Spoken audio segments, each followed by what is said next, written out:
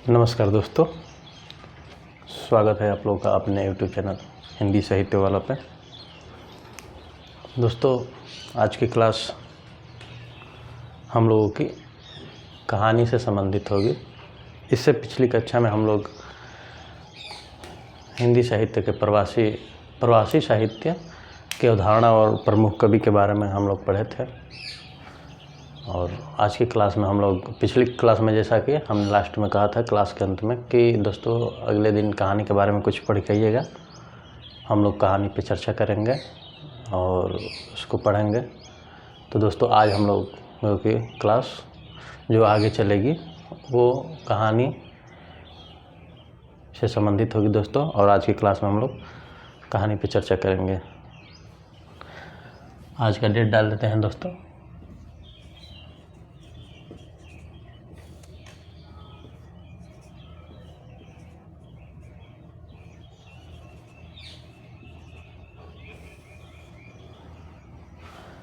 जैसा कि हम लोग निर्धारित किए थे अपने सिलेबस को 12 भाग में, तो आज हम लोग उसमें एक पायदान तो चढ़ गए हैं दोस्तों अगले दिन की क्लास में। और प्रवासी साहित्य को हम लोग ने बहुत अच्छे से समाप्त किया था।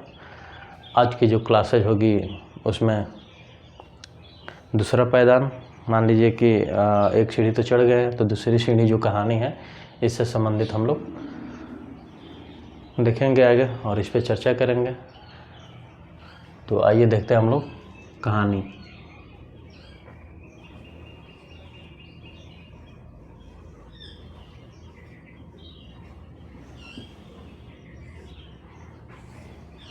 दोस्तों जैसा कि हम लोग को सिलेबस में दिया गया है, कहानी को एक यूनिट है जिसमें केवल कहानी की पुस्तकें पढ़नी है।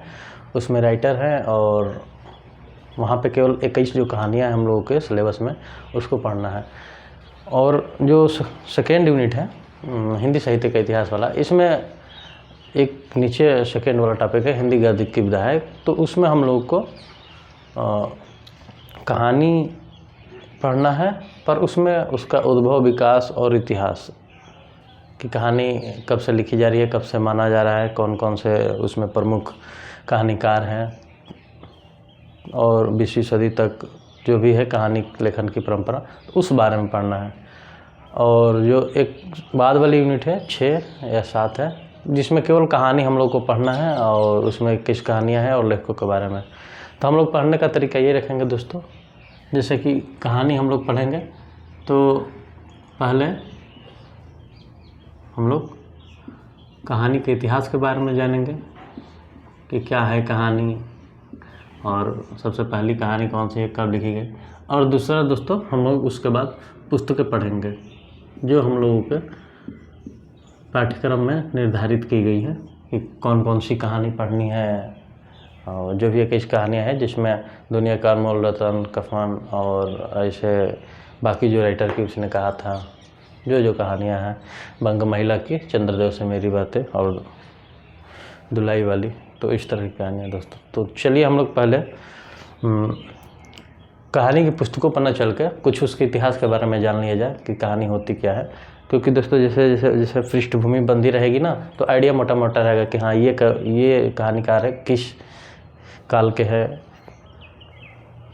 और दोस्तों क्या होता है ना कि कोई भी चीज़ शुरुआत करे तो शुरुआत करने से पहले पता लगाना, जैसे शादी ही होती है दोस्तों किसी की गांव में।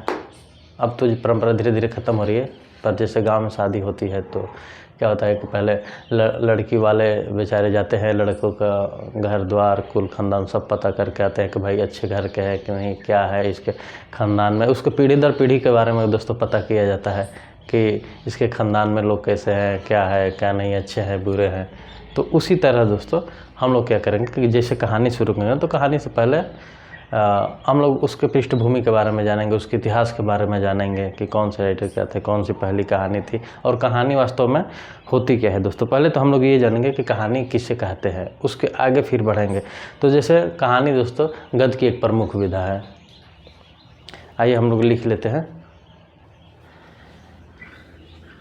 आइए देखते हैं कि कहानी क्या है। सबसे पहले हम लोग ये जानेंगे, तो लिखते हैं कि कहानी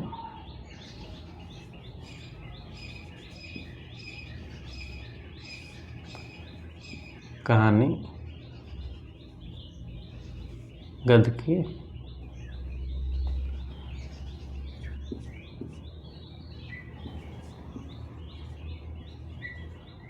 प्रमुख विधा है। दोस्तों एक पॉइंट भी चाहे तो ये हो जाएगा या ऐसे हो जाएगा। दोस्तों कहानी के और भी कुछ चीज़ें हैं जो कहानी को निर्धारित करती है। तो इसमें है जैसे कि कहानी है तो इसमें कुछ घटनाएं हो, कुछ चरित्र हो, और वो कहानी मतलब छोटी हो जो एक बैठक में पढ़ी जा सके, जैसे कि जो आकार में लघु हो।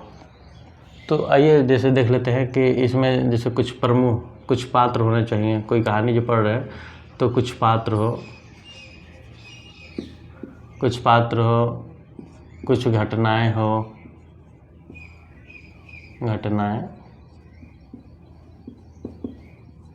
और आकार में छोटी हो।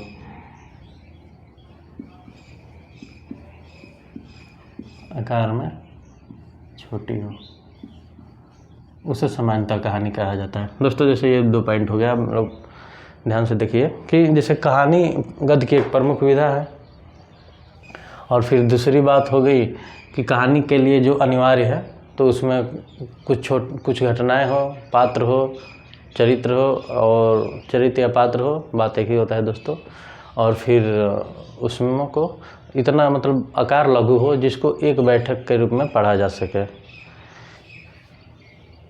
सामान्यतः उसे कहानी कहा जाता है दोस्तों। तो ये हो गया हम लोग का कहानी की परिभाषा, एक जो छोटे रूप में जानना चाहेंगे। चाहे तो आप लोग लिख सकते हैं, लिख लीजिए। आप लोग लिखिए कि कहानी कथात्मक गद्य की एक प्रमुख विधा है। लिखिए कि कहानी कथात्मक गद्य की एक प्रमुख विधा है जिस रचना में कथा का ढांचा हो, कुछ घटनाएं तथा चरित्र हो, और आकार में लघु हो, उसे सामान्यतः कहानी कहा जाता है। तो दोस्तों ये हम लोग समझे कि कहानी होती क्या है। ठीक, आइए अब इसमें आगे हम लोग देखेंगे। सामान्यतः दोस्तों जब वर्तमान में हम लोग कहानी पे चर्चा करेंगे, जब वर्तमान साहित्य में जब हम लोग कहानी की चर्चा करते हैं तो अंग्रेजी के शॉर्ट स्टोरी मोमेंट, आइए देखते हैं। अंग्रेजी के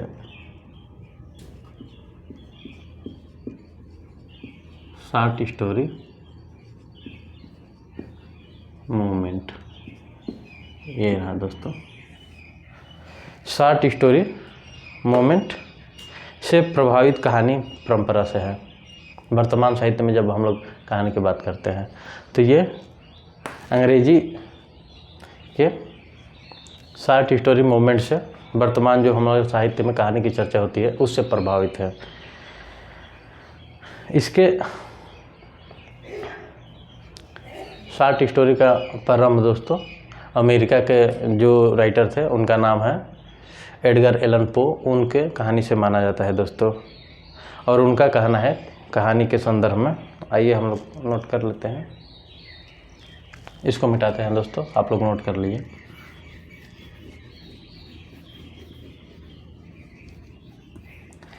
एडगर एलन पो का कहानी के संदर्भ में कहना है कि कहानी एक ऐसा आख्यान है जो इतना छोटा होना चाहिए कि एक बैठक में पढ़ा जा सके और पाठक पर एक ही प्रभाव उत्पन्न करके के उद्देश्य से लिखा जाए। जो एडगर एलन पो है दोस्तों, ये है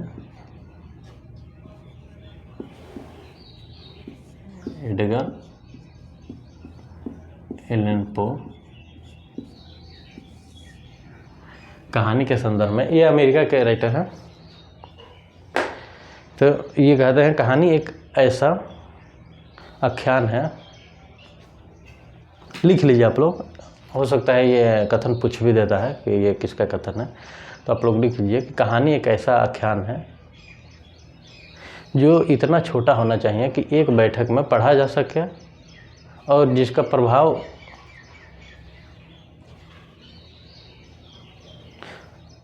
जी लिखिए कि जो पाठक पर प्रभाव डालने के उद्देश्य से लिखा जाए या लिखा गया हो। तो ये हो गया दोस्तों छोटा मोटा जो हम लोग कहानी के बारे में जानना चाहते थे कि कहानी होती क्या है, और ये एक कथन था तो हम लिखवा दिए, क्योंकि हो सकता है दोस्तों ये पूछ देता है कि ये कथन किसका है। चलिए हम लोग अब शुरुआत करेंगे कहानी का उद्भव और विकास, जो हम लोग को उसमें है निर्धारित सिलेबस में नीचे लिखा है सीधे सीधे, उद्भव और विकास 20वीं सदी तक प्रमुख आंदोलन प्रमुख कहानीकार। तो आइए हम लोग देखेंगे एक एक करके। आइए पहले हम लोग कहानी को देखते हैं कि कहानी को सुविधा के अनुसार कैसे कितने भागों में बांटा गया है और कैसे पढ़ना है। तो चलिए शुरू करते हैं। उससे पहले हम लोग ये जानेंगे कि दोस्तों सामान्यतः दोस्तों एक टोकरी मिट्टी जो माधव सप्रे की कहानी है 1901 में लिखी गई थी, इसको कहानी पहली कहानी माना जाता है। कहानी की परंपरा में पहली कहानी माना जाता है दोस्तों। और पहली कहानी के बारे में दोस्तों बहुत से और विद्वान हैं, कहानीकार हैं जिनका मत है, और उन्होंने माना है कि कहानी एक टोकरी मिट्टी ना होकर कोई और भी है। जिसे दोस्तों सबसे पहला सैयद इंशाअल्लाह खां द्वारा 1803 में रचित रानी केतकी की कहानी है, जिस पे ये दोस्तों हुआ कि सबसे पहले दावा ये किया गया कि कहानी परंपरा में सबसे पहली कहानी यह है। आप लोग चाहें तो नोट कर लीजिए।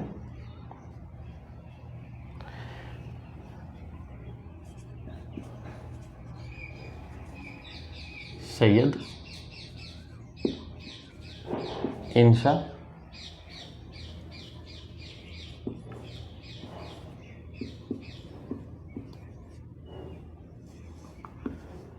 इंशाअल्लाह खां, इनकी कहानी है रानी केतकी की कहानी।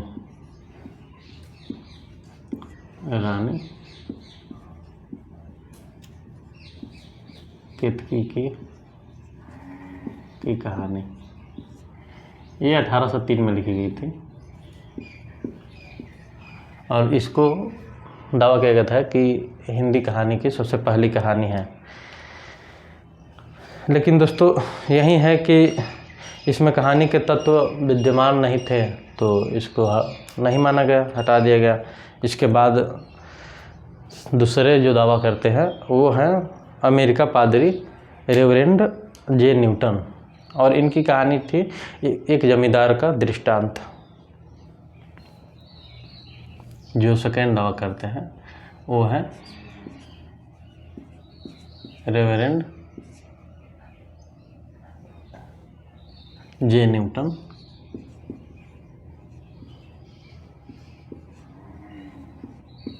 और इनकी कहानी है एक जमींदार का दृष्टांत।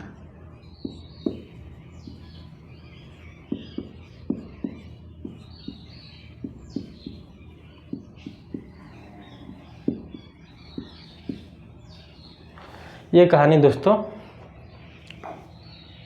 1871 के आसपास 1871 ईस्वी में लिखी गई थी, और इसको भी दावा किया जाता है कि ये भी है। पर दोस्तों वही है कि पूरे जो ही तत्व है वो उसको पूरा नहीं कर पाते हैं जो कहानी के तत्व होने चाहिए, और इसकी वजह से ये भी निर्धारित नहीं होती है। इसके बाद दोस्तों 19वीं सदी के अंत में दो प्रसिद्ध कहानियाँ लिखी गई, जिसमें पहली कहानी थी राजा सितारे हिंद द्वारा लिखी गई राजा भोज का सपना, और उसके बाद भारतेंदु द्वारा रचित थी एक अद्भुत अपूर्व स्वप्न।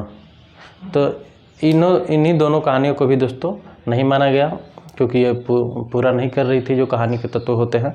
और उसके बाद कालक्रम की दृष्टि से किशोरी लाल गोस्वामी द्वारा 1900 ईस्वी में रचित कहानी इंदुमती का स्थान है, जो सरस्वती पत्रिका में प्रकाशित हुई थी। लेकिन इसको भी जो हमारे शुक्ल जी हैं उन्होंने बताया कि इस पे शेक्सपियर की प्रसिद्ध कहानी द टेम्पेस्ट है दोस्तों, जो शेक्सपियर की कहानी है द टेम्पेस्ट, उसका प्रभाव है और उसकी वजह से इसको भी पहली कहानी नहीं माना गया।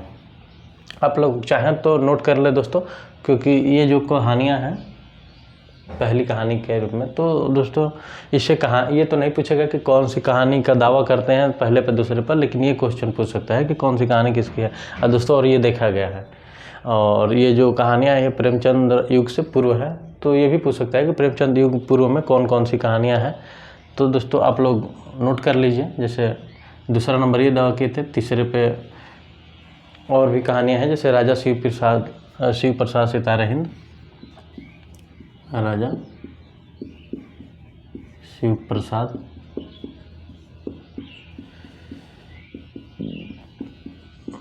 सितारे हिंद, और इनकी जो कहानी है वो है राजा भोज का सपना।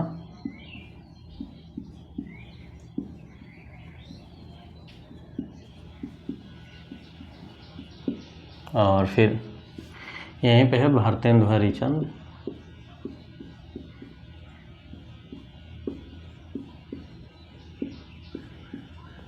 और इनकी कहानी है कि एक अद्भुत अपूर्व स्वप्न।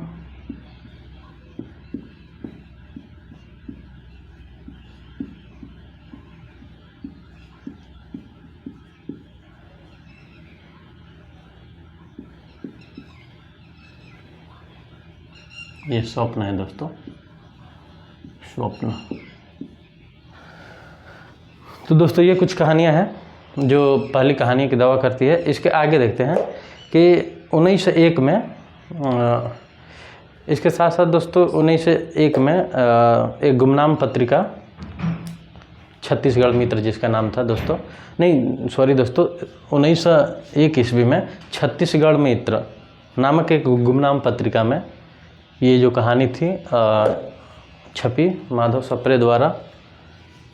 माधव सप्रे की कहानी एक टोकरी भर मिट्टी, जिसको आज हम लोग हिंदी कहानी का पहला कहानी भी मानते हैं, एक टोकरी भर मिट्टी, जिसमें एक जमींदार और एक विधवा औरत की कहानी है। एक टोकरी भर मिट्टी, इसको आप लोग चाहें तो पुस्तक में लिख लीजिएगा। छत्तीसगढ़ी पत्रिका में ये छपी थी 1901 में। तो दोस्तों इसको नोट कर लीजिएगा, और इसे पहली कहानी भी मानते हैं हिंदी साहित्य का पहली कहानी। इसके बाद भी कुछ कहानियाँ लिखी गई दोस्तों एक टोकरी भर मिट्टी के बाद, पर और सभी ने दावा भी किया कि ये कहानी सबसे पहली कहानी है। लेकिन जैसे आइए हम लोग देख लेते हैं इसके बाद की कहानियों में कौन कौन सी थी।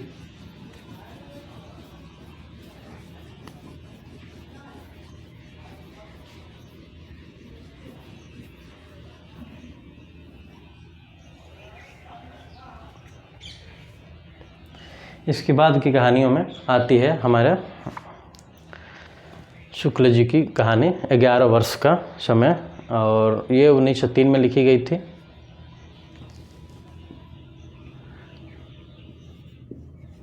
रामचंद्र शुक्ल जी हैं, तो शुक्ल जी केवल लिखेंगे। इनका है 11 वर्ष का समय, 1903 में लिखी गई थी, और इसे भी कहा गया था कि हिंदी की पहली कहानी है। और इसके बाद दोस्तों फिर बंग महिला द्वारा 1907 में दुलाई वाली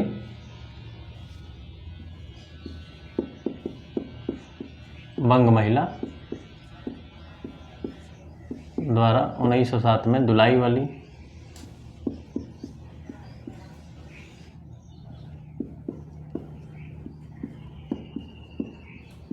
और फिर गुलेरी जी, चंद्रधर्मा सर गुलेरी इनका पूरा नाम है, गुलेरी जी भी नाम से बुलाते हैं दोस्तों, तो गुलेरी जी हम लोग क्यों लिखेंगे, गुलेरी जी द्वारा उसने कहा था।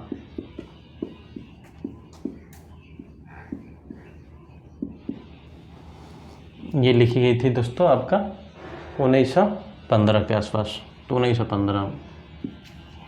तो ये रही कुछ दोस्तों मोटी मोटी कहानियों के नाम जो पहली कहानी के लिए सिद्ध करने का प्रयास हुआ है इन कहानियों को। लेकिन उसमें जो हम माना जाता है तो वो है एक टोकरी भर मिट्टी, माधव सप्रे की कहानी, और जिसे पहली कहानी माना जाता है। और इसके बाद जो भी थे दोस्तों केवल प्रयास किए कि इसको माना जाए, इसको माना जाए, लेकिन हालांकि किसी को माना नहीं गया। किसी न किसी वजह से किसी पे, जैसे कि किशोरीलाल गोस्वामी की कहानी थी इंदुमती, उस पर शेक्सपियर के द टेम्पेस्ट के प्रभाव दिखता है। तो बाकी में कोई तो कहानी तत्व में जो कहानी तत्व होना चाहिए उसी को नहीं पूरा करते हैं, क्राइटेरिया जिसे बोल सकते हैं दोस्तों। तो तमाम चीज़ें थी दोस्तों। जैसे आजकल क्रिकेट में दोस्तों आ गया है यो टेस्ट, जब चयन होता है उससे पहले यो टेस्ट होता है, आप पास किए तो आपका चयन होगा, नहीं तो नहीं होता है। उसी तरह दोस्तों था उस समय यो टेस्ट जो हुआ था बाकी कहानियों के साथ, और वो पास नहीं कर पाई थी। और ये जो कहानी एक पास की, एक टोकरी भर मिट्टी, जिसे आज माना जाता है, आप जानते हैं, हम जान रहे हैं, और जो हमारे दोस्त मित्र नहीं जान रहे होंगे, भाई बहन, वो आज जान लिए हैं। तो चलिए अब हम लोग इसके बाद अब कहानी परंपरा को शुरू करते हैं और देखते हैं कि कहानी को अध्ययन की सुविधा के लिए कितने पार्ट में बांटा गया है, और फिर कौन सा कहानी कौन से रचनाकार। और एक चीज़ दोस्तों आप लोग ध्यान देते रहिएगा, जैसे 21 कहानियाँ पढ़नी है तो सिलेबस अपने पास ही रखिएगा सामने। और जैसे मान लीजिए उसने कहा था ये कहानी है, यह कहानी हम लोग को पढ़नी भी है सिलेबस में। किसकी है कहानी दोस्तों? गुलेरी जी की। तो हाँ, गुलेरी जी की कहानी जो पढ़नी है, तो इससे देखिए मोटा मोटा याद हो गया दिमाग में कि ये प्रेमचंद पूर्व की कहानी है। तो आइए पहले हम लोग क्राइटेरिया बांट दें कि रचना कौन से रचनाकार कब की है। और पहले सबसे हम लोग देखेंगे इससे पहले कि कहानी को अध्ययन के लिए कितने भागों में बांटा गया है, उसके बाद हम लोग कहानीकार को अलग अलग रखेंगे। तो आइए देखते हैं कहानी का इतिहास।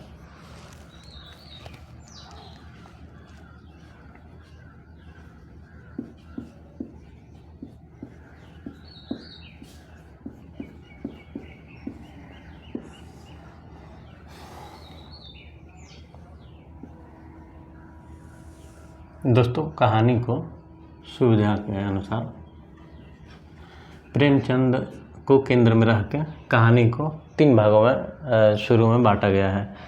जैसे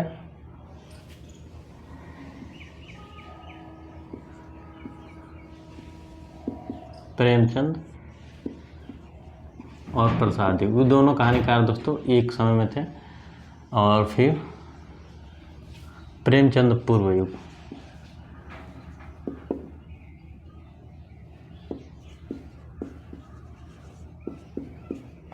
और फिर प्रेमचंद के जो बाद का युग है तो प्रेमचंदोत्तर युग।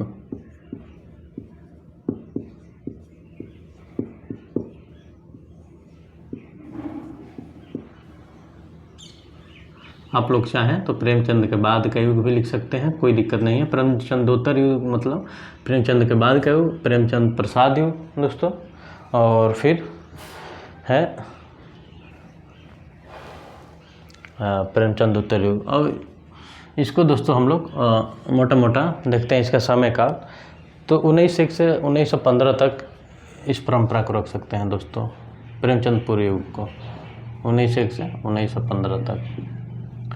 इसके बाद का समय दोस्तों प्रेमचंद प्रसाद युग का है, तो इसको 1916 से 1936 तक रख सकते हैं दोस्तों, 1916 से 1936 तक। और फिर ये जो बाद का युग है दोस्तों, इसको व्यापक रूप में देख सकते हैं दोस्तों, क्योंकि तब से 1936 के बाद से जो इसका समय है व्यापक रूप में आज तक है। लेकिन इसको भी सुविधा के अनुसार इसके बाद की जो कहानियां हैं, प्रेमचंद के बाद की कहानियां, तो उसको भी सुविधा के अनुसार अध्ययन के अनुसार पढ़ने के लिए कई पार्ट में बांट दिया गया है दोस्तों। तो आइए हम लोग देखते हैं। तो दोस्तों यहाँ भी इसको हम लोग 3 पार्ट में बांट के देखते हैं। जैसे दोस्तों ये है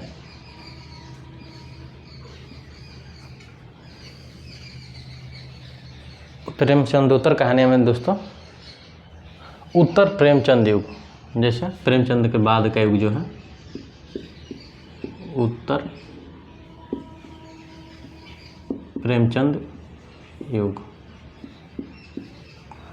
मतलब दोस्तों प्रेमचंद के ये बाद का युग है। और इसके बाद हम लोग दूसरा बांट सकते हैं नई कहानी, बांट सकते हैं दोस्तों, ये बांटा गया है, निर्धारित पहले से ही किया गया है, हम लोग उस पर बस अब सुविधा के अनुसार अपना चर्चा कर रहे हैं। और तीसरी कहानी में हो जाएगा परवर्ती या समकालीन कहानी, परवर्ती या समकालीन कहानी। और इसमें हम लोग देख लेंगे 1936 से 1955 तक का इस समय को माना जाता है, आप लोग नोट कर लीजिए, 1936 से 1955 तक। और फिर नई कहानी को हम लोग देखते हैं इसका समय काल, तो ये हो जाएगा 1955 से 1960 तक, 1955 से 1960 तक। और फिर जो समकालीन कहानी है दोस्तों, तो ये 1960 से अब तक दोस्तों, तो इसको लिख लीजिए आप लोग, 1960 से अब तक। उत्तर प्रेमचंद युग में दोस्तों 1936 से जो 19 तक 55 है, तो इसको भी सुविधा के लिए या अध्ययन के लिए इसको दो पार्ट में हम लोग देख सकते हैं, जिसमें एक हो जाएगा प्रगतिवादी कहानी। आइए देख, आप लोग जैसे जैसे बना रहे हैं आप लोग बस नोट कर लीजिए, बाकी एक एक चीज़ को हम लोग एक एक पॉइंट को देखेंगे, पढ़ेंगे बहुत अच्छे से। तो प्रगतिवादी कहानी, प्रगतिवादी या दोस्तों इसको मार्क्सवादी भी कहा जाता है, तो आप लोग लिख लीजिएगा, या मार्क्सवादी वादी लिखा जा रहा है, मार्क्सवादी कहानी। और यहाँ जो दूसरा है, तो दूसरा है मनोवैज्ञानिक कहानी दोस्तों।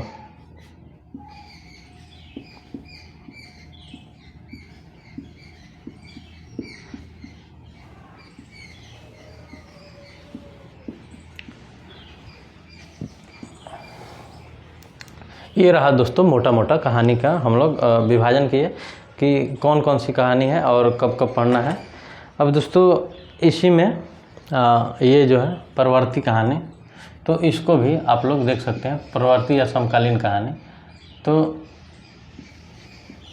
इसको भी इसके बाद समकालीन कहानी में कई पार्ट में कहानियाँ सब लिखी गई, बांटी गई है। तो जैसे वहाँ पे हम लोग देख सकते हैं समानांतर कहानी, सचेतन कहानी इत्यादि ऐसे दोस्तों अकहानी। जैसे दोस्तों यहाँ पे सबसे पहले अकहानी होती है, अकहानी,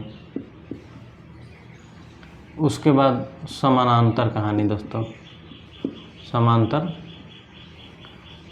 और उसके बाद जो आता है सचेतन।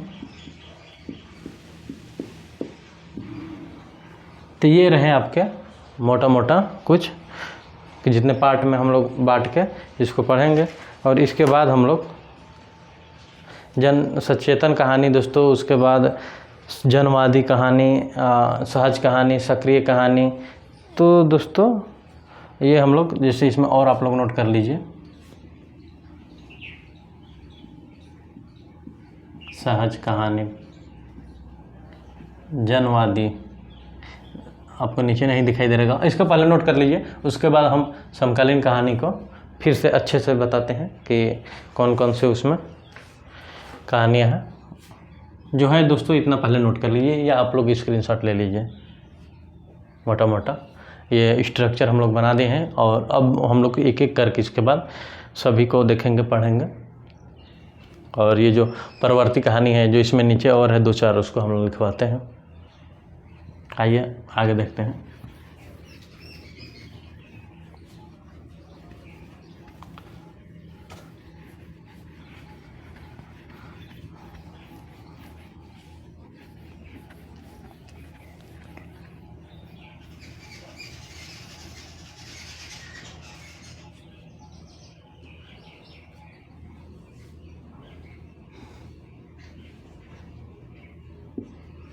क्या था दोस्तों कि समकालीन कहानी,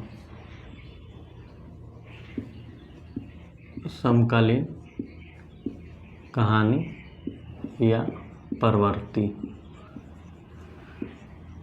तो इसको देख लेंगे जो हम लोग लिख रहे थे। सबसे पहला कहानी, और इसका समय काल था दोस्तों 1960 से अब तक। तो अब इसमें भी है कि अब इसमें भी कौन कौन से कहानी परंपरा चली। तो इसमें कहाँ अध्ययन के अनुसार सुविधा के अनुसार कुछ पार्टों में बांटा गया। तो जिसमें कहानी है दोस्तों, ये कहानी। इसके बाद आ जाता है समांतर कहानी। उसके बाद आ जाता है सहज कहानी परंपरा। उसके बाद आ जाता है सचेतन।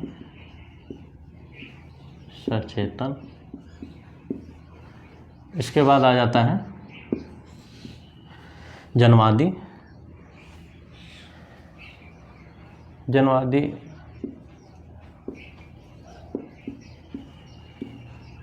और फिर उसके बाद दोस्तों एक रहता है सक्रिय कहानी।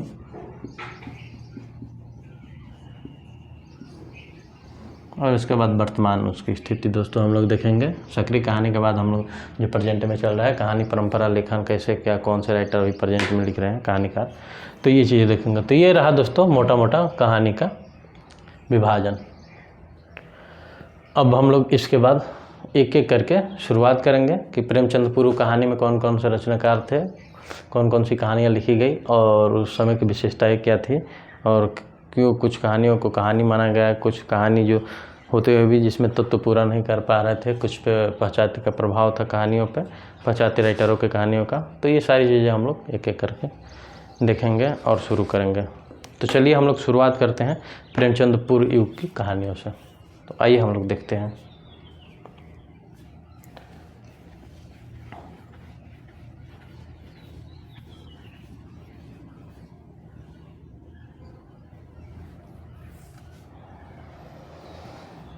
एक हमारे स्टूडेंट हैं दोस्तों, वो कल के थे, बता रहे थे, जो रेगुलर यूट्यूब पर बने रहते हैं और क्लास हमारी करते हैं। बोल रहे थे कि सर आप क्लास में बहुत ज़्यादा ऐसे मतलब हिलते बोलते हैं। हम कहे कि भैया ठीक है, वन वे प्लेटफॉर्म है ना यहाँ पे ऑनलाइन, तो आप लोग सामने हैं नहीं तो बातचीत आप लोग आई टू आई कंटेक्ट होता तो सारी चीज़ें और अच्छी चलती। ऐसे वन में है, अपने मन से करते रहते हैं, पर आप लोग सजा से ऐसे ही करते रहिए। अब हिलना डोलना थोड़ा बंद करते हैं। वैसे हिलना डोलना दोस्तों ये मानवीय प्रक्रिया में है, तो थोड़ा हम ज़्यादा हिलते डोलते हैं। आप लोगों को जो कंटेंट मिल रहा है दोस्तों, ये ख़राब नहीं होना चाहिए, ये अच्छा होना चाहिए। तो आप लोग इस पे ज़्यादा फोकस कीजिए। और हाँ, संवाद में या वाइट बोर्ड पे जो हम लिख रहे हैं, इसको देखने में कोई भी चीज़ें ऐसा लग रहा हो कि नहीं और सुधारनी चाहिए, तो आप लोग इस बारे में ज़रूर कमेंट करें। यही है ना दोस्तों, उस पहले ही दिन बोले थे कि क्वेश्चन तो आते हैं लेकिन टॉपिक्स बहुत कम होते हैं और इधर उधर के क्वेश्चन ज़्यादा होते हैं, पर कोई बात नहीं। चलिए आप लोग जो समझे उचित वो अपना मैसेज करते रहिए और पर लगे रहिए, जुड़े रहिए, पढ़ाई करते रहिए, बस यही चाहिए। तो आइए हम लोग आगे देखते हैं कि कौन सा कहानी कब हुआ, कैसे हुआ। दोस्तों अब बहुत मज़ा आने वाला है, कहानी हम लोग पढ़ेंगे, बहुत ही मज़ा।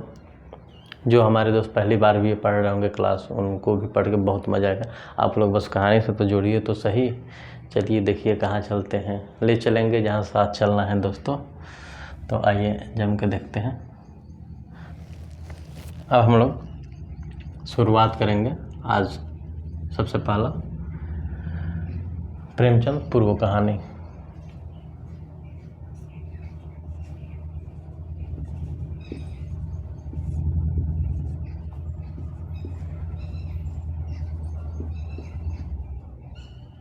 आप लोग नोट्स भी बनाते चलिए दोस्तों साथ में, क्योंकि ये चीज़ें अभी लग रही होगी ना कि इतना बोरिंग, कौन लिखने जाए, क्या करने जाए। पर इसका फ़ायदा अगर आप लोग सच में नेट JRF की तैयारी कर रहे हैं और ये है कि नहीं JRF निकालना ही है। दो होता है दोस्तों, अभी तो मान लीजिए ये एग्ज़ाम हो चुका है, आंसर की भी आ चुका है, जिसका होना था आंसर की में पता हो गया होगा कि सिलेक्शन होगा नहीं होगा, नेट हो गया, जेआरएफ हो गया, 2-4 क्वेश्चन ऊपर नीचे होते हैं तो फिर भी मोटा मोटा आइडिया हो जाता है। तो अगर आप लोग अभी से जुड़े रहेंगे, अच्छे से नोट्स बनाते चलेंगे, तो ये चीज़ें जब हम लोग नवंबर में शुरू करेंगे, नवंबर से दोस्तों, अगर दिसंबर में एग्ज़ाम हो रहा है तो नवंबर से हम लोग टेस्ट सीरीज इसका शुरू कर देंगे, लगभग 1 महीना चलाया जाएगा। तो जब भी आप लोग नोट्स बनाए रहेंगे तो इसी से क्वेश्चन होंगे और बनाया जाएगा बहुत अच्छे से। और दोस्तों ये ऐसा वैसा नहीं है कि बस हाँ टेम्प्रोरी जान लिए, ये क्वेश्चन से कोई मतलब नहीं है दोस्तों। अभी जो पृष्ठभूमि बांधी जा रही है दोस्तों, प्रत्येक आपको बताया जा रहा है, इससे शब्द जो भी विभाजित किया गया है जितने पार्ट में, तो सबसे क्वेश्चन पुटअप होते हैं दोस्तों एग्ज़ाम में, और उसी के लिए इतना विस्तृत रूप से आप लोगों को प्लेटफॉर्म पे प्रोवाइड कराया जा रहा है ताकि कोई भी पक्ष छूटे ना। जैसे दोस्तों हम जैसे खुद ही जब तैयारी में लगे रहें तो चीज़ें दोस्तों मिलती नहीं है एक जगह, सच्चाई तो यही है। चाहे वो जो भी प्लेटफॉर्म हो, चाहे जो भी, किसी की बुराई नहीं है दोस्तों, पर फिर भी स्पेशली एक जगह कहीं जाए, हम खुद ही गए तो दोस्तों कितने जगह प्लेटफॉर्म पे गए, खोजे, चीज़ें नहीं मिलती है एक जगह। कोई कुछ पढ़ा रहा है, कोई कुछ पढ़ा रहा है, और उसी में मिक्स करके इतनी चीज़ें पढ़ाई जा रही है कि कंटेंट नहीं मिल पा रहा है, और उसके लिए दोस्तों काफ़ी भाग दौड़ करना पड़ा, तब जाके बहुत सारी चीज़ें इकट्ठा हुई है। और इसके बावजूद भी दोस्तों हम लगे रहते हैं दिन रात इसी में कि आप लोग का वो सारी चीज़ें सुविधाएं उपलब्ध करा दी जाए एक ही प्लेटफॉर्म पर, जिसके लिए हम लोग भटके भागते रहें। तो दोस्तों सारी चीज़ें आप लोगों को मिल जाएगी, आप लोगों को बिल्कुल हैरान होने की ज़रूरत नहीं है कि ये कंटेंट, ये चीज़ कहाँ मिलेगी। देखते हैं दोस्तों कि क्या होता है कि उलझे रहते हैं विद्यार्थी की ये चीज़ नहीं मिली, ये नहीं पढ़ पाए, ये नहीं पढ़ पाए। दोस्तों जो चीज़ें मिल रही है उसको अच्छे से पढ़िए, जो नहीं मिल रही है वो आपकी जिम्मेदारी नहीं है, वो हम लोग की जिम्मेदारी है। हम हैं, हमारे टीम है कि कौन सी चीज़ कहाँ से खोज के लाना है, आप लोग को प्रोवाइड कराना है। तो हम लोग बस क्लास में बने रहिए, और ऐसे ही आप लोग का प्यार बना रहा तो चीज़ें आप लोगों को ऑफलाइन भी मिलने लगेगी। लेकिन अभी दोस्तों फ़िलहाल में जहाँ जिस प्लेटफॉर्म पे है यहीं से आप लोग को प्रोवाइड कराने की चीज़ें कोशिश की जा रही है। वो चीज़ें आपको PDF में प्रोवाइड करा दी जाएगी, आप लोग टेंशन मत लीजिए। जो चीज़ें नहीं हैं आप लोगों को हम लोग बताए हैं कहाँ पे प्लेटफॉर्म पे आप लोग क्वेश्चन कर सकते हैं, और कहाँ पे जो भी चीज़ें मांगनी हैं। आपको ईमेल पहली क्लास में बताया गया था, और टेलीग्राम चैनल भी बताया गया था कि वहाँ पर आप लोग ज्वाइन हो जाइए। तो दोस्तों तमाम चीज़ें आप लोग को बताई गई है, और जो हमारे दोस्त नए हैं बिल्कुल हमारे चैनल पर भी अब की बार देख रहे हैं तो आप लोग जाकर पहली क्लास ज़रूर देखिए, वहाँ पे सारी सुविधाएं बताई गई है दोस्तों कि इस प्लेटफॉर्म के ज़रिए आप लोगों को कौन कौन सी सुविधाएं दी जाएगी और क्या क्या है। दोस्तों आप लोग लगे रहिए। चलिए हम लोग अब देखते हैं प्रेमचंद पूर्व युग।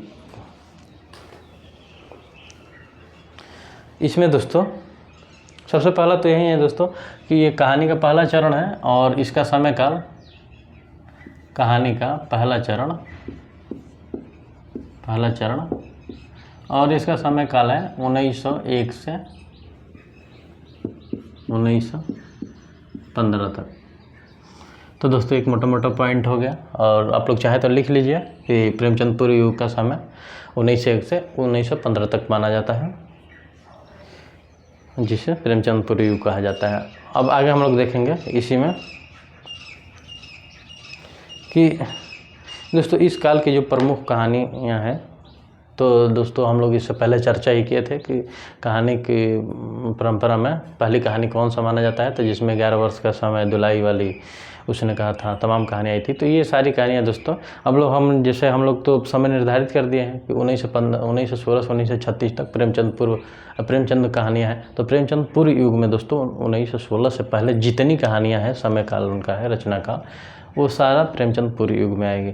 दोस्तों जैसे मोटा मोटा हम लोग देख लेते हैं, 11 वर्ष का समय शुक्ल जी का है, तो अभी लिखे थे दोस्तों, तो वो प्रेमचंद पूर्व युग की कहानी में आ जाएगा।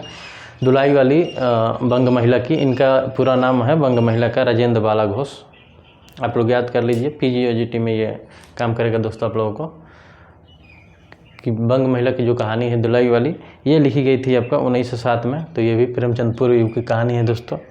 फिर आगे हम लोग देखते हैं इंदुमती, जो किशोरीलाल गोस्वामी की थी, जिसपे शेक्सपियर की कहानी द टेम्पेस्ट का प्रभाव दिखता है। तो ये भी प्रेमचंद पूर्व युग में दोस्तों 1900 में लिखी गई थी।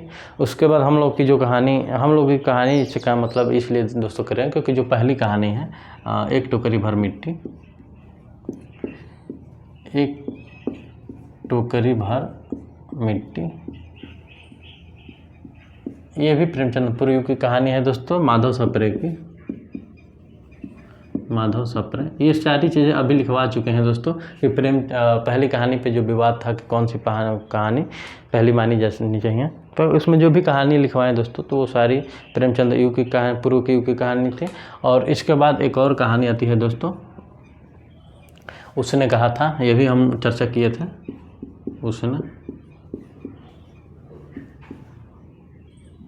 उसने कहा था, और ये गुलेरी जी की कहानी है, ये लिखी गई थी 1915 में। इसको कह सकते हैं कि प्रेमचंद पूर्व और प्रेमचंद युग के कगार की कहानी है। कगार बोले तो बॉर्डर बोले तो ये कहानी बॉर्डर से ही संबंधित है दोस्तों। ये एक प्रेमी प्रेमिका की कहानी है दोस्तों, उसने कहा था, और बहुत ही इम्पोर्टेंट कहानी है दोस्तों। इस पर मूवी भी बन चुकी है। आप लोग जब पढ़ेंगे तो कहेंगे कि उस समय के भी रचनाकार मतलब अजब गजब की कहानी लिखते थे दोस्तों, गजब। इसमें केवल अपनी प्रेमिका के कहने पे दोस्तों वो उसको पति को कैसे बचाता है और खुद बाद में अपना जान गंवा देता है, ये सारी चीज़ें देखेंगे दोस्तों। बहुत मज़ा आने वाला है दोस्तों, साथ लगे रहिए, जुड़े रहिए। तो ये रहा दोस्तों कुछ मोटा मोटा प्रेमचंद पूर्व युग में जो कहानियाँ थी। आप लोग चाहें तो एक बार नोट डाउन कर लीजिए कि प्रेमचंद पूर्व युग में इस काल की प्रमुख कहानियाँ हम बोल रहे हैं, आप लोग लिख लीजिए। और फिर इसमें लिखिए 11 वर्ष का समय, रामचंद्र शुक्ल, ये कहानी लिखी गई थी 1903 में। और फिर दूसरा लिख लीजिए दुलाई वाली बंग महिला की कहानी है, ये 1900 में लिखी गई थी, 1907 में दोस्तों। और फिर इंदुमती है किशोरीलाल गोस्वामी की, ये है 1900 में लिखी गई थी। और फिर लास्ट जो कहानी है वो है, लास्ट नहीं कहानी दोस्तों, इसके बाद की कहानी है जो एक टोकरी भर मिट्टी, जिसे कहानी परंपरा में पहली कहानी माना जाता है। ये है 1901 की, 1901 में लिखा गया था, और उसने कहा था 1915 में। तो ये रहा दोस्तों 4-5 कहानियाँ जो प्रेमचंद पूर्व युग की कहानी है, जो मोटा मोटा है। और इस युग की जो कहानियाँ थी दोस्तों, जो कहानियों का नाम लिए, ये अपनी मतलब युवा, उसको शैशव अवस्था हम बोल सकते हैं, जैसे बच्चा होता है दोस्तों, तो उस स्थिति की कहानियाँ थी। और ये मतलब प्रौढ़ अवस्था में छोटी जिसको बोलते हैं ना, उस लेवल पे नहीं लिखा गया था कहानियाँ, ये स्टार्टिंग थी दोस्तों। तो उसी लेवल में जैसे कोई मान लीजिए दोस्तों पढ़ाना हम ही शुरू किए हैं, तो अभी स्टार्टिंग है, तो दोस्तों काफ़ी चीज़ें हैं जो अभी हमको सीखनी है गलतियों से, आप लोगों के सुझाव से।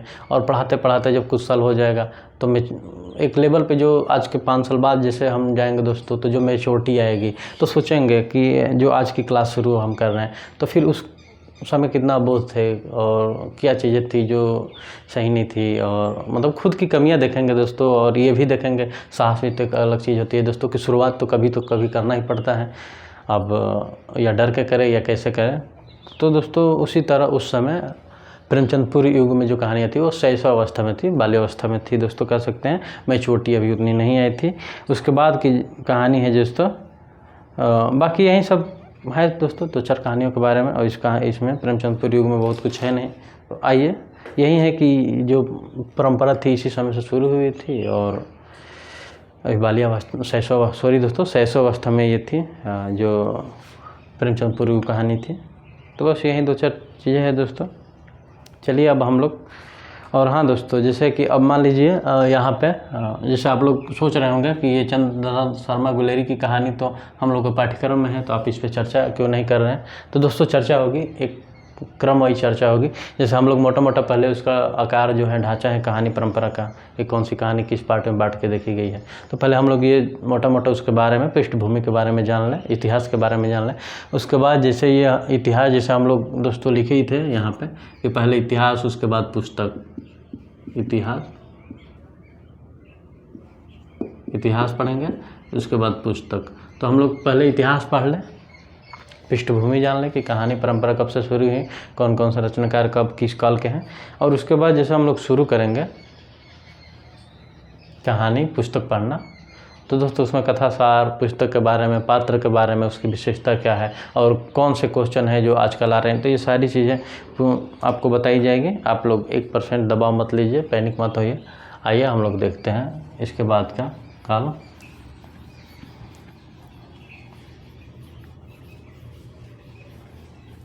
प्रत्येक पक्ष पर बात किया जाएगा दोस्तों, आप लोग बस बने रहिए, अपने दोस्तों को भी लाइए, प्लेटफॉर्म पे जोड़िए ज़रूर से ज़रूर, ताकि आप लोग जब नोट्स बनाएं तो अपना आपस में डिस्कशन से कर सकें।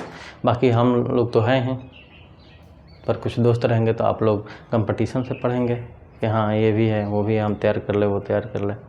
चलिए आइए, इसके बाद हम लोग देखते हैं प्रेमचंद प्रसाद युग।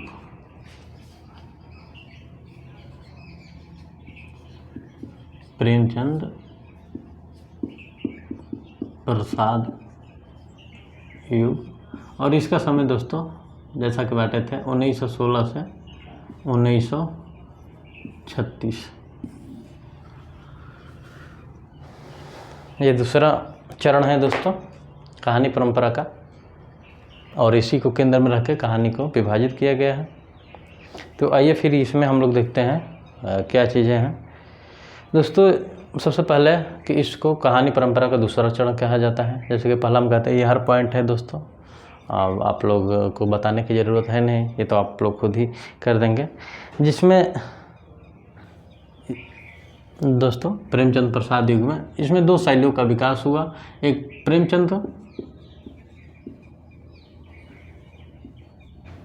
थे और एक प्रसाद जी थे। दोनों लोग अपनी कहानियाँ लिख रहे थे, अपनी दोनों शैली का दोस्तों 2 विभिन्न शैलियों का विकास हो रहा था इस समय में। और फिर आगे देखते हैं, ये दोनों लेखक 1910 के आसपास लिख रहे थे, किंतु 1915 से आते आते इनकी शैली परिपक्व हो गई थी और इनके नाम पे नए युग की पहचान की गई।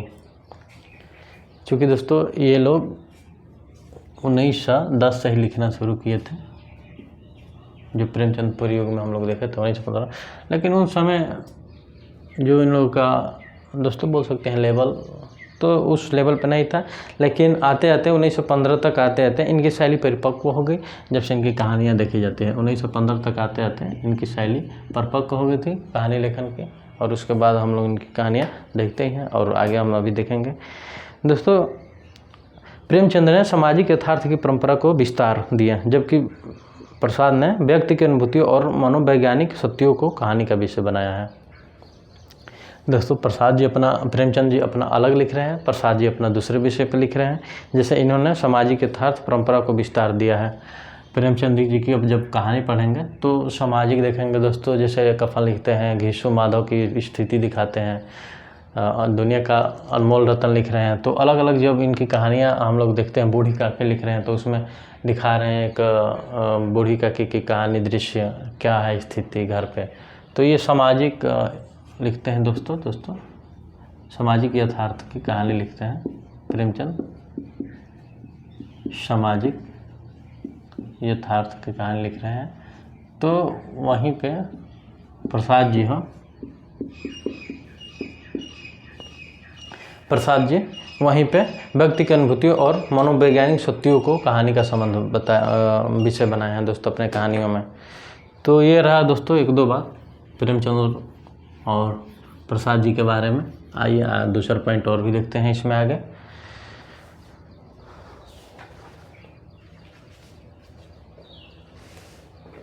दोस्तों इनके अलावा इस युग में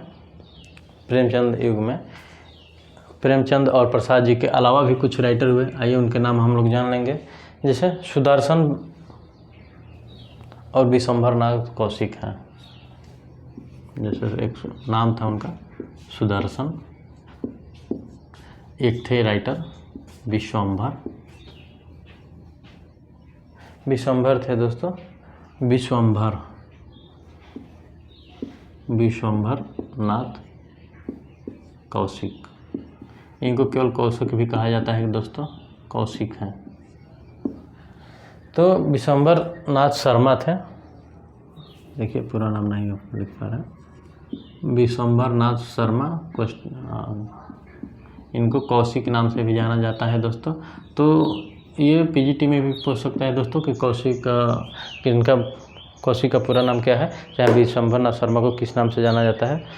तो ये थे दोस्तों जो प्रेमचंद युग के और रचनाकार है, कहानीकार है दोस्तों। प्रेमचंद है, प्रसाद जी है, और ये भी कुछ प्रमुख है। तो दोस्तों ये रहा कुछ मोटा मोटा बात प्रेमचंद के बारे में और इस युग के बारे में। इससे पहले हम लोग प्रेमचंद पूरे युग की देखें। अब हम लोग दोस्तों आइए देखते हैं। अब प्रेमचंद जी के बारे में दोस्तों आप लोग सोच रहे होंगे कि हम नहीं बात कर रहे हैं, तो दोस्तों बात करेंगे, लेकिन जैसे हम लोग चलेंगे कहानी पुस्तक वाली परंपरा में, तो वहाँ पे मोटा मोटा नहीं दोस्तों, वहाँ प्रेमचंद जी के पूरा जीवन वृत्त, जीवन काल, फिर कहानी परंपरा में कौन कौन सी उनकी बहुत प्रमुख कहानियाँ हैं, और जो कहानियाँ हम लोग को सिलेबस में पढ़नी है उसको विस्तार से एकदम विस्तारित करेंगे। तो अभी बस हम लोग पृष्ठभूमि पे बात कर रहे हैं दोस्तों। हो सकता है तो एक या दो क्लास में इसको समाप्त करके उसके बाद हम लोग सीधे चलेंगे अपने कहानियों पे। तो आइए अब इसके बाद हम लोग शुरू करते हैं।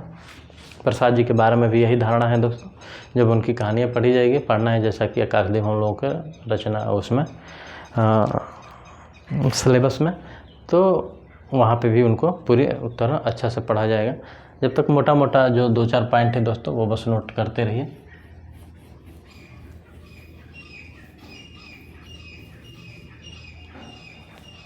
अब इसके बाद हम लोग देखेंगे उत्तर प्रेमचंद युग दोस्तों। तीसरा नंबर जो है उत्तर प्रेमचंद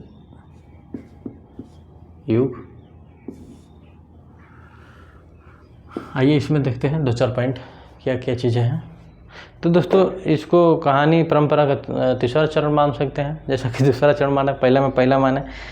और इसका विकास समय अब आप लोगों को बताए थे 36 से 55 तक, 35 मान लीजिए, 36 मान लीजिए। देखिए इसमें क्रम एक साल आगे पीछे हो सकता है, क्योंकि सबका मानना दोस्तों अलग अलग है। कोई राइटर कुछ मानता है, कोई राइटर कभी से मानता है शुरुआत। तो दोस्तों एक साल आगे पीछे हो सकता है, एग्जैक्ट तो नहीं निर्धारित है दोस्तों। तो 36 से 55 तक मान सकते हैं आप लोग उत्तर प्रेमचंद युग का समय। और यह युग 2 विचारधाराओं का प्रभाव का युग है दोस्तों, जैसा कि हम बताए थे उसमें, जिसमें पहला एक है मार्क्सवाद या प्रगतिवाद, और फिर एक था मनोविश्लेषणवाद दोस्तों, मनोविश्लेषण।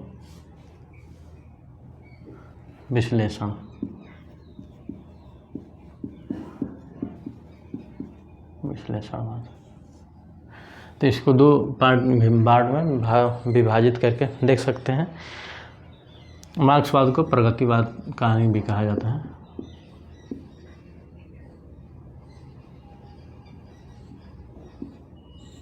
प्रगतिवादी कहानी और मनोविश्लेषणवाद। तो चलिए हम लोग पहले देखते हैं कि प्रगतिवादी कहानी होती क्या है, उसके बाद मनोविश्लेषणवाद देखेंगे। तो इसके बारे में मोटा मोटा हम लोग देखते हैं 2-4 पॉइंट। दोस्तों मार्क्सवादी प्रगतिवादी के दोनों एक ही बात है दोस्तों। तो प्रगतिवादी लेखक दोस्तों जो है, या मार्क्सवादी जो ये लेखक हैं, ये लेखक शिल्प को गौण मानते हैं और मजदूर, किसान एवं अन्य वंचित वर्गों के शोषण या दमन का विरोध करने वाली संवेदना को साहित्य का प्राण तत्व मानते हैं। आप लोग चाहें तो नोट कर लीजिए इसी में नीचे एक पॉइंट डाल के कि प्रगतिवादी लेखक शिल्प को गौण मानते हैं, लिखिए, और मजदूर, किसान तथा अन्य वंचित वर्गों के शोषण व दमन का विरोध करने वाली संवेदना को साहित्य का प्रमाण तत्व मानते हैं। तो एक ये हो जाएगा दोस्तों पॉइंट। आगे देख लेंगे इस धारा के समर्थ के लेखक जो हैं, इस धारा के जो लेखक हैं जो समर्थन किए हैं, तो यशपाल जी है दोस्तों। यशपाल के तो नाम सुने होंगे दोस्तों, काफ़ी चर्चित हैं, उनके उपन्यास दिव्या है। तो इस काल के जो रचना कहानीकार हैं यशपाल हैं। और यशपाल जी की कुछ कहानियाँ हैं दोस्तों। भूख के 3 दिन, जो बेरोजगारी तथा वर्ग भेद की समस्याएं लगातार मुखर हुई है इस कहानी में। और फिर इनकी वो दुनिया पराया, फूलों का कुर्ता, तमाम कहानियाँ हैं दोस्तों, जो हम लोग जब इनको पढ़ेंगे, इनकी भी कहानियाँ पढ़ने हम लोग को पाठ्यक्रम में, तो वहाँ अच्छे से देखेंगे। और इसके बाद दोस्तों है यशपाल ने कुछ अन्य पहलुओं पर भी कहानियाँ लिखी हैं। तुमने क्यों कहा था और मैं सुंदर हूँ, तो ये इनकी कहानियाँ हैं। मुख्य रूप से यही केंद्र में है दोस्तों। यशपाल के अलावा भी इस युग में अन्य रचनाकार हैं, कहानीकार हैं, तो उनका नाम देख लीजिए। उसमें राहुल सांकृत्यायन है, नागार्जुन है और रांगे राघव है। राहुल सांकृत्यायन है इस काल में, राहुल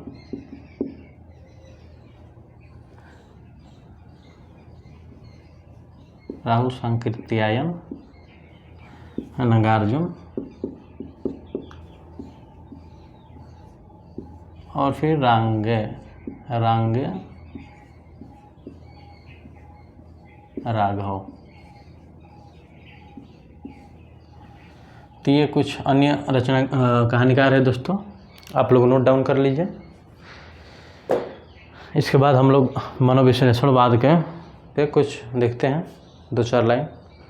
तो दोस्तों इसके मुख्यतः 3 रचनाकारों के नाम शामिल होते हैं मनोविश्लेषणवाद में। ईलाचंद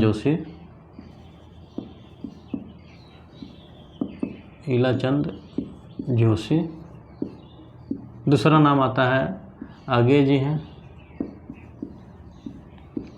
और फिर तीसरा नाम जो है जैनेन्द्र का है।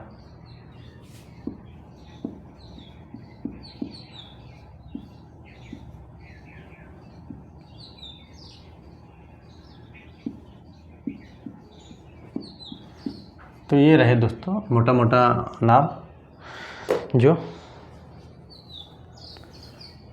और दोस्तों ये जो मनोवैज्ञानिक मनोविश्लेषणवाद जो कहानी है, यह फ्रायड के मनोविश्लेषणवाद से वैचारिक प्रभाव ग्रहण करती है दोस्तों। जो पाश्चात्य लेखक थे फ्रायड, उनके से। और फ्रायड का दावा है दोस्तों इस पे मनोविश्लेषणवाद में, दावा था कि मनुष्य का जीवन जिन मूल प्रवृत्तियों से संचालित होता है, उसमें लिबिडो या काम चेतना सबसे महत्वपूर्ण होती है दोस्तों। उनके अनुसार दोस्तों किसी मनुष्य का मन अध्ययन चेतन के स्तर पर करना भ्रामक व अपर्याप्त है, क्योंकि मन का एक बड़ा हिस्सा जो है दोस्तों अवचेतन और अचेतन से मिलकर बना है। तो दोस्तों ये रहा कुछ चीज़ें मोटी मोटी जो हम लोग इसके बारे में जाना। और आइए अब हम लोग आगे देखते हैं। और ईलाचंद जोशी आगे और जैनेन्द्र जी के बारे में दोस्तों हम लोग जैसे कहानियाँ आएगी तो उसमें हम लोग पढ़ेंगे और दोस्तों जानेंगे। कुछ अलग से भी आप लोगों को कहानीकार और उनकी रचनाएं नोट करा दी जाएगी, तो आप लोग इसका टेंशन मत लीजिए। आइए अब हम लोग देखते हैं। इसके बाद उत्तर प्रेमचंद युग को दोस्तों, जैसा हम लोग एक तो उत्तर प्रेमचंद युग में ये दोनों बांटे थे। अब एक तरफ जो था नई कहानी और उसके बाद समानांतर कहानी, तो समकालीन कहानी, तो उसको देखेंगे। तो आइए हम लोग शुरू करते हैं नई कहानी।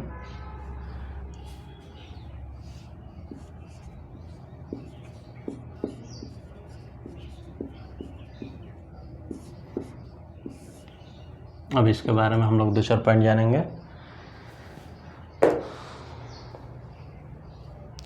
ये जो कहानी परंपरा है दोस्तों, नई कहानी, ये सबसे महत्वपूर्ण कहानी परंपरा में से सबसे महत्वपूर्ण है। और इसका काल समय है दोस्तों 1955 से 1960 तक माना जाता है दोस्तों। बहुत सारे रचनाकार हैं जो 1955 से 63 तक भी मानते हैं, पर मोटा मोटा हम लोग एक रूप में लेंगे जब इसको, तो 1955 से 1960 तक हम लोग देखेंगे।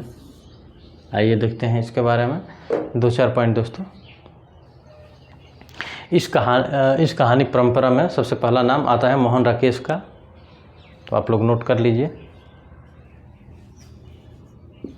और हम इसलिए नाम ये लिखवा रहे हैं दोस्तों, मोहन राकेश राइटरों का या रचनाकारों का, ताकि जब हम कहानी परंपरा शुरू करें और उसने कहा था पढ़ाने लगे गुलेरी जी को बार बार नाम ले हम लोग, तो फिर आप लोगों के मन में ये डाउट ना आए कि ये रचनाकार किस काल के थे।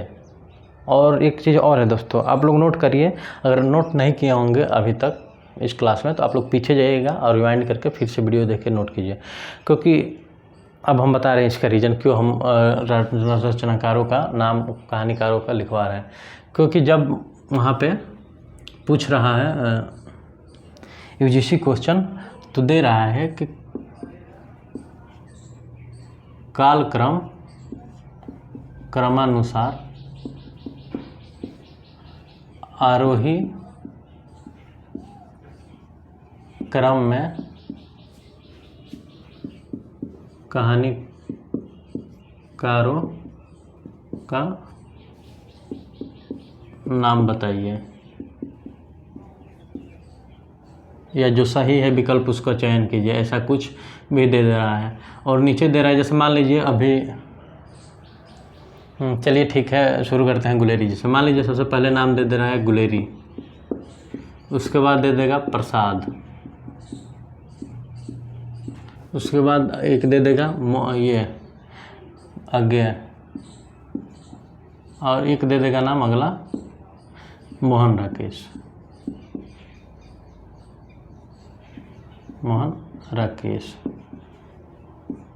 और दे देगा कि आरोही क्रम में लिखिए।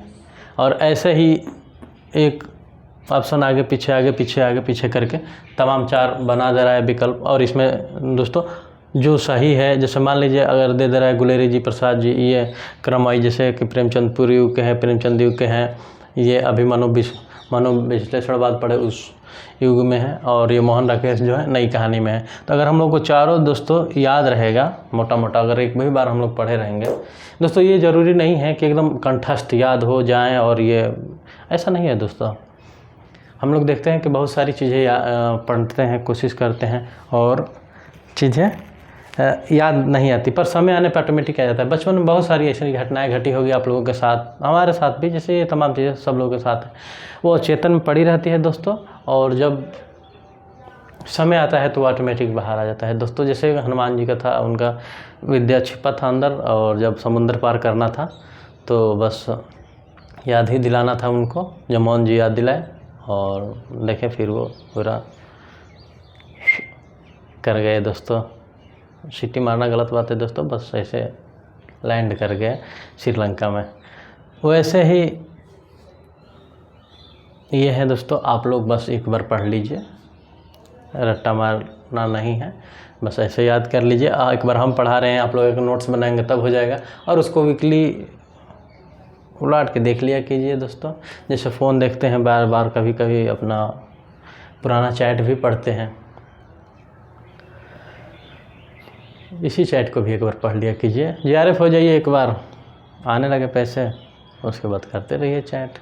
नहीं तो अगर आज चैट करेंगे तो चैट वाले तो आपको छोड़ के चले जाएंगे, और ये चैट पूरा आपका पड़ा रह जाएगा। तो आप इसको पढ़िए और बचे रहिए। कुछ चीज़ों से बुलाती है मगर जाने का नहीं, तो बात अब तो बुलाती वाला पुराना हो गया दोस्तों ये चीज़, पर चैट करती है पर करने का नहीं, अपने पढ़ाई पर ध्यान दीजिए।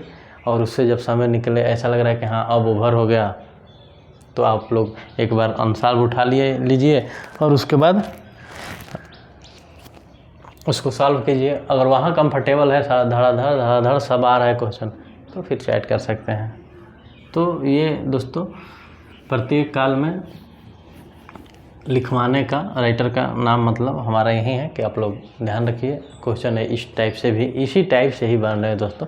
और वही चीज़ें हम जब क्लास शुरू किए तो उससे पहले कई बार सोचे दोस्तों कि आप लोगों को कौन सी चीज़ें प्रोवाइड की जाए जो एग्ज़ाम के नज़रिए से महत्वपूर्ण हो और वो एग्ज़ाम में आए। ये नहीं कि दोस्तों बस नाम के लिए क्लास चला रहे हैं और उसका फ़ायदा ना हो। तो दोस्तों अपना भी टाइम हम वेस्ट करेंगे, और आप लोग मान लीजिए यहाँ प्लेटफॉर्म पे आए हैं, जुड़े हैं, इतना टाइम दे रहे हैं, तो वो अच्छी बात है दोस्तों। पर आप लोग जब जाए एग्ज़ाम में और इसका 1% फ़ायदा ना हो, क्वेश्चन मान लीजिए ऑनलाइनर झूठ-मूठ का पढ़ा दे, मोहन राकेश ये जन्म काल है, इनकी ये रचनाएँ हैं, काम छुट्टी, और वो चीज़ें आप लोग के साथ डिस्कस ही ना करें जो आज के वर्तमान समय यूजीसी हम लोगों से चाह रही हैं। दोस्तों, डॉक्टर लगाने से पहले वो आपको इसका सच में विशेषज्ञ बना दे रही है। अब जो क्वेश्चन पूछ रहे हैं तो आप लोगों को मूल चीज़ें पढ़नी पड़ेगी। और दोस्तों, शुरू करने से पहले देख लीजिए, आगे जुलाई है, अगस्त, सितंबर, अक्टूबर, नवंबर, दिसंबर, मान लीजिए 4 महीना है आप लोगों के पास तैयारी करने के लिए। आप लोगों के पास, हमारे पास, आप लोगों के साथ मिलकर 4 महीना दोस्तों एक नियत समय बहुत ही कम नहीं है और बहुत ज़्यादा भी नहीं है। रेगुलर हम लोगों को इसमें लगना पड़ेगा और शुरू करना पड़ेगा। तो ऐसे ही तैयारी करते हैं दोस्तों। आप लोग जो हम बातें बोल रहे हैं, कालक्रम, अनुसार, अला, सुमेलित वाला, ये चीज़ें आप लोग क्वेश्चन पेपर पुराना जैसे ही है, हम जैसे कहानी शुरू किए दोस्तों, तो आप लोगों को अंदर ये चाहिए कि पुराना साल वाला उठा के क्वेश्चन पेपर देख ले कि भैया कौन सा क्वेश्चन पूछ रहा है, कम से कम, और नहीं तो 10-5 तो देख ले कि मोटा मोटा आइडिया हो जाए। और जैसे हमारा क्लास कर रहे हैं तो इससे ध्यान पे है कि हाँ, क्या ये जो पढ़ा रहे हैं सर, ये हम लोग का काम का है, या यूं ही ये ऐसे ही टाइम पास कर रहे हैं और चीज़ें बस दिमाग को अच्छा लगे सुनने में और हम लोग क्लास में प्रेजेंट है। तो ऐसा नहीं है दोस्तों। कुछ चीज़ और है दोस्तों कि हम लोग क्वेश्चन पूछ रहे हैं, एक हाई लेवल पे जाके पूछ रहे हैं, जहाँ पे हम लोग 4, 5, 10 फैक्ट याद होना चाहिए, तब एक क्वेश्चन हम लोग हल करेंगे। और क्या होता है कि कुछ लोग हैं जो चीज़ें हल करवाते हैं क्वेश्चन कि कबीर का जन्म कब हुआ था, इसके लेखक कौन है, एक चीज़ें। तो दोस्तों, क्वेश्चन का नज़रिया बदल गया। आप लोग क्वेश्चन पाइए, उसको हल कीजिए, पहले क्वेश्चन देख के आइए, क्लास में प्रेजेंट होइए, तो देखिए कितना अच्छा लगेगा और माइंडसेट भी बनेगा। जैसे अभी हम जो चीज़ें बता रहे हैं, अगर आप लोग देख के आए होते तो बताने की ज़रूरत नहीं पड़ती। ये चीज़ें दोस्तों खुद ब खुद दिमाग में आ जाती हैं। लेकिन कोई बात नहीं दोस्तों, चाहे आप लोग देख के आए हों ना देख के आए हों, आप लोगों को यहाँ से सारी चीज़ें आप लोगों को क्लियर कर दी जाएगी। आप लोग टेंशन मत लीजिए। चलिए, तो आइए हम लोग अपने टॉपिक पर आते हैं। काफ़ी देर बात हो गई। तो इसमें नई कहानी में सबसे पहला नाम आएगा मोहन राकेश का, और इसी के बाद दोस्तों राजेंद्र यादव का नाम आता है। राजेंद्र यादव,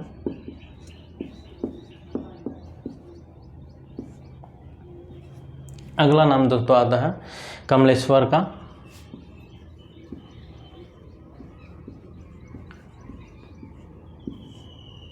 और फिर इसके अतिरिक्त दोस्तों निर्मल वर्मा का,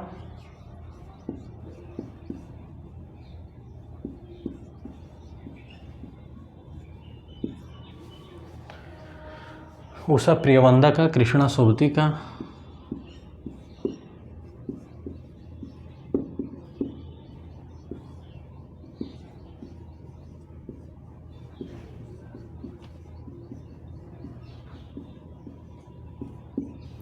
और फिर अमरकांत मनु भंडारी भी इस आंदोलन से जुड़े हुए प्रसिद्ध कहानीकार हैं। मनु भंडारी, अमरकांत, इस समय के दोस्तों कहानीकार हैं। तो आप लोग ये नाम नोट डाउन कर लीजिए। अब बहुत ही इम्पोर्टेंट है दोस्तों, ये अब कहने की बात नहीं है कि इसमें कौन है कौन नहीं है दोस्तों।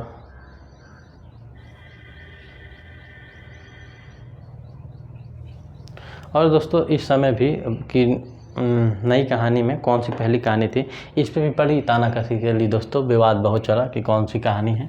तो आइए हम लोग देखते हैं। दोस्तों, नामवर सिंह ने निर्मल वर्मा द्वारा लिखित परिंदे कहानी, जो हम लोगों को उसमें भी पढ़ना है, कहानी पुस्तक जो है हम लोगों की उसमें पढ़ना है। तो निर्मल वर्मा द्वारा लिखित कहानी परिंदे को नामवर सिंह ने नई कहानी की पहली कहानी मानी है। दूसरी तरफ दोस्तों बच्चन सिंह ने मार्कंडे द्वारा रचित दादी को नई कहानी का पहला कहानी मानते हैं। और समानता सहमति यह है कि परिंदे ही हिंदी की पहली कहानी है। तो आप लोग ये नोट डाउन कर लीजिए, बड़ी इंपॉर्टेंट लाइन है। नामवर सिंह ने नई कहानी की पहली कहानी को, मतलब पहली कहानी यहाँ लिख दीजिए, पहली कहानी माने हैं परिंदे को, परिंदे को जो निर्मल वर्मा की कहानी थी। निर्मल वर्मा और यहाँ फिर बच्चन सिंह जो है दूसरा, बच्चन सिंह ये मानते हैं दादी कहानी को जो मार्कंडे द्वारा लिखित है।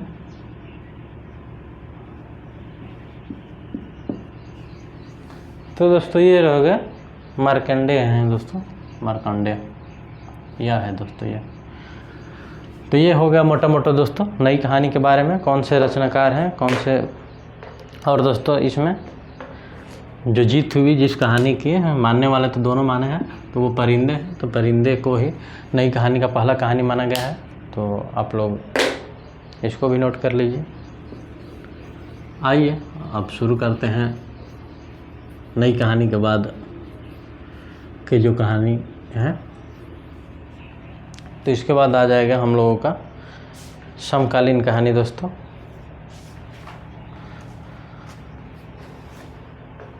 समकालीन कहानी को दोस्तों एक नाम और से जानते हैं, षटवर्ती कहानी या परवर्ती कहानी। तो यहाँ हो जाएगा समकालीन या षटवर्ती।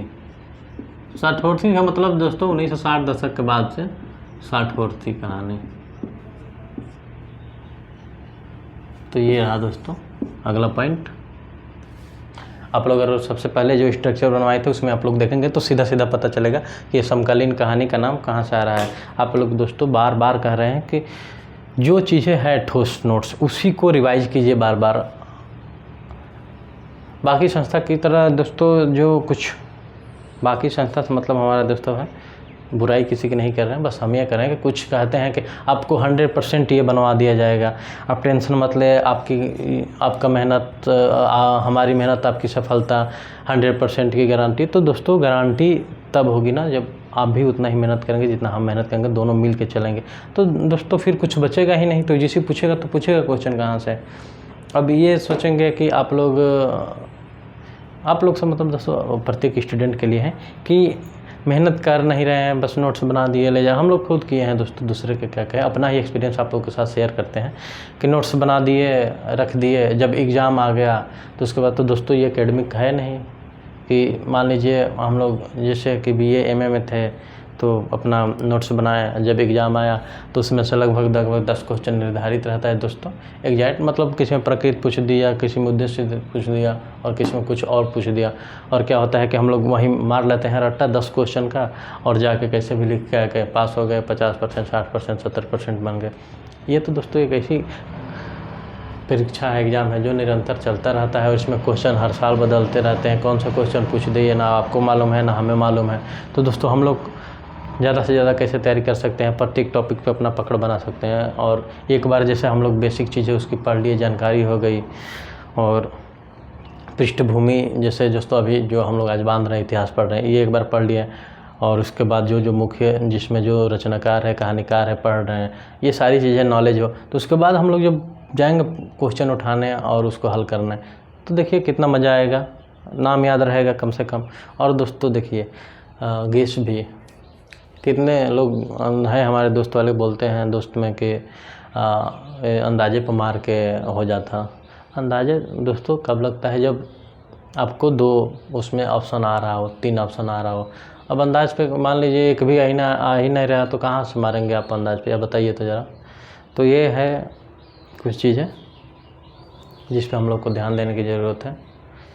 चलिए इसीलिए हम बार बार अपना नोट्स बनाने पे बात कर रहे हैं कि अपना नोट्स बनाते हैं, अपना नोट्स बनाते हैं।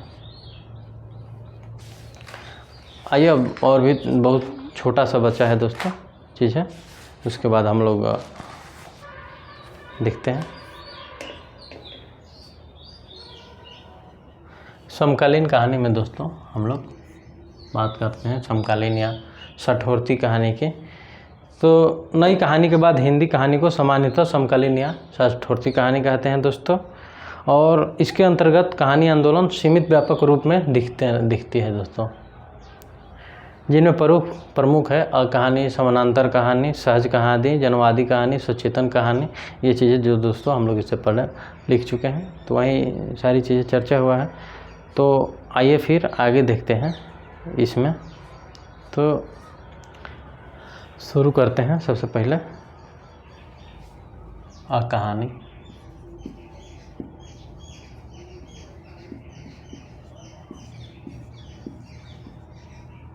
अच्छा दोस्तों, ऐसा करते हैं कि आज की क्लास थोड़ी लंबी हो गई है, तो हमें लग रहा है कि आप भी लोग अब क्लास से अब उब रहे होंगे। तो ऐसा करते हैं कि हम लोग आज की क्लास यहीं पे समाप्त करते हैं और समकालीन और सठोरती कहानी के बारे में कल चर्चा करेंगे, जिसमें कहानी सहजकारी जनवादी कहानी, और क्योंकि क्लास थोड़ी लंबी हो जाएगी दोस्तों। और एक बात और सही है कि दोस्तों 40 से 50 मिनट हम लोग निरंतरता बना के कंसंट्रेशन अपना रख सकते हैं किसी चीज़ पे जो देख रहे हैं, उसके बाद उबाऊ होने लगती है। तो जो हमारे दोस्त फ्रेंड्स अगर वीडियो देख भी रहे होंगे लास्ट में और सोच रहे होंगे कि बीच में का एक बंद कर दिए, तो दोस्तों कोई वजह नहीं है, पर यह है कि अब एक क्लास से आप लोग बोर हो जाएंगे। तो हम लोग दोस्तों इस पे चर्चा कल करेंगे अगले क्लास में, और ये कुछ देर की और है। तो जैसे ही समाप्त हो जाएगा टॉपिक, तो उसके बाद जैसे स्टार्टिंग में जो कहानी है राजेंद्र बाला घोष की ही सबसे पहले है, धुलाई वाली और चंद्रदेव से मेरी बातें शायद है। तो ये दोनों कहानी आप लोग पढ़ के आइएगा। हम लोग कहानियों पे भी चर्चा करेंगे, और कहानी पढ़ने का तरीका हम लोगों का दोस्तों ऐसा रहेगा कि जैसे मान लीजिए हम लोग कफन पढ़ लिए, ठीक, तो आप लोग इस कहानी को घर से पढ़ लेंगे। घर से पढ़ के क्या आएंगे दोस्तों, ऑफलाइन तो क्लास है नहीं, तो ऑनलाइन क्लास में ही पहले से ही आप लोग पढ़ लेंगे। हमारा काम रहेगा उस पर दोस्तों कथा सार बताना उसका, फिर उसके बाद चरित्र के बारे में डिस्कशन करेंगे, चरित्र या पात्र। उसके बाद दोस्तों उसमें उसकी विशेषता कहानी की, और उसके बाद हम लोग चर्चा करेंगे कि प्रश्न, कि कौन से प्रश्न आ रहे हैं। तो जैसे जो कहानी दोस्तों समाप्त होगी, और कहानी में वक्तव्य कि कौन सा लेखक कौन सा चरित्र क्या बोला है, जो इम्पोर्टेंट होगा उसको हम लोग हाईलाइट कर लेंगे, लिख लेंगे। जैसे किसी पेपर में दे रहा है दोस्तों, जब हम पेपर जाते हैं एग्जाम हॉल में तो वहाँ दे देता है, और ये बोलता है कि कफन की कहानी में ये, मान लीजिए कफन तो बहुत छोटी कहानी है, जैसे जो थोड़ी सी लंबी कहानी है, तो उसमें ये किसके द्वारा कहलाया गया, चाहे उपन्यास से पूछ देता है। तो ऐसी चीज़ों को हम लोग विशेष ध्यान में रख के शुरू करेंगे। तो आप लोग कल 2 कहानियाँ पढ़ के आइए अगली क्लास में, और फिर इस पर थोड़ा सा कहानी, असहज कहानी, जनवादी कहानी आप लोग देख लीजिएगा अगर इच्छा हो तो। नहीं इच्छा हो कोई दिक्कत नहीं, यहाँ सारा सॉल्व करा दिया जाएगा, आप लोग यही नोट्स बनाइए। और जो इससे पहले हम लोग सॉल्व किए, प्रेमचंद पूर्व कहानी, प्रेमचंद युग की कहानी, प्रेमचंद उत्तरी कहानी, बाकी मनोविश्लेषण और मार्क्सवाद, तो इसमें जो भी राइटर लिखा है इसको नाम लिख के मोटा मोटा याद कर लीजिएगा। इन सब की रचनाएँ जिन जिन की नहीं लिखवाई गई आपको क्लास में लिखवाई जाएगी बहुत अच्छे से। अगर आप लोग हमारे टेलीग्राम चैनल से जुड़ जाएंगे तो दोस्तों आपको वहाँ PDF में ये सारी चीज़ें प्रोवाइड हो जाएगी।